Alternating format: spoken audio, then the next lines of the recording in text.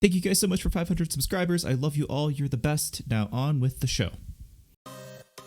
Welcome to Your Turn to Die, where you play as a high schooler who's trapped in a building you've never seen before, and some higher-up powers are forcing you to play a death game with everybody inside. If this sounds a lot like Danganronpa, you'd be kind of right, but the plot does have differences, and the main mechanics of the death game are totally different than in Danganronpa. However, there is one more major difference between the two games, and that is their music.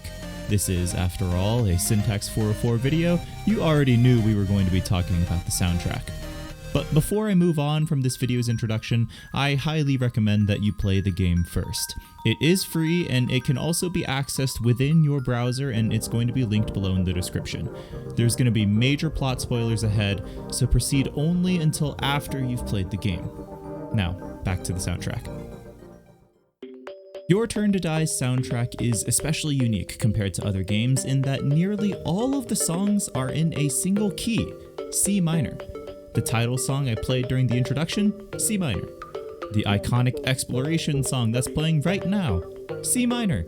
And the song that was playing during the spoiler warning, you guessed it, C minor. Virtually every game I've ever played has more variation in key signature than Your Turn to Die, and the general reason why they might do that is pretty obvious. If some large change occurs in-game, for example if you enter a new building inside a Pokemon game, changing the key signature can signify a change in environment.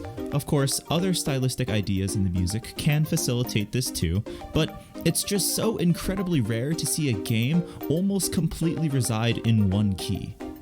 It's not even particularly difficult to implement different keys. All you'd have to do is transpose it and then play it like normal. So this leads me to my main point, which is to say that Your Turn to Die must have a very clear reason for keeping most of its music in the same key. To which I would say...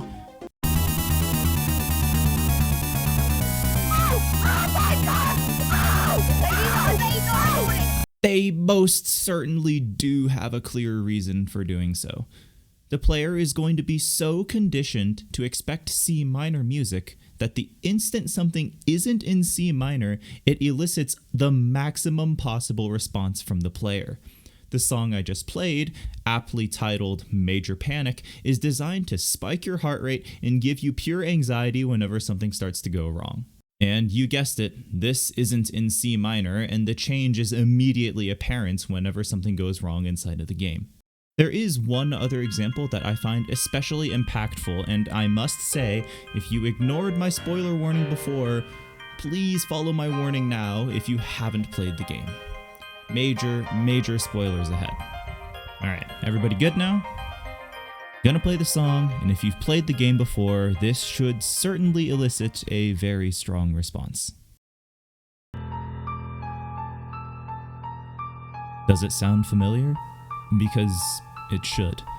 It plays in some of the most brutal and awful scenes in the game to watch, and is most well known for playing whenever one of the characters expires, as the game so discreetly puts it.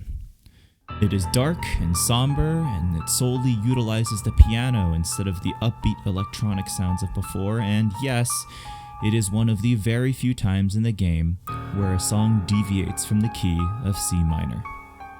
Remember what I said before about how a key change can signal a change in environment?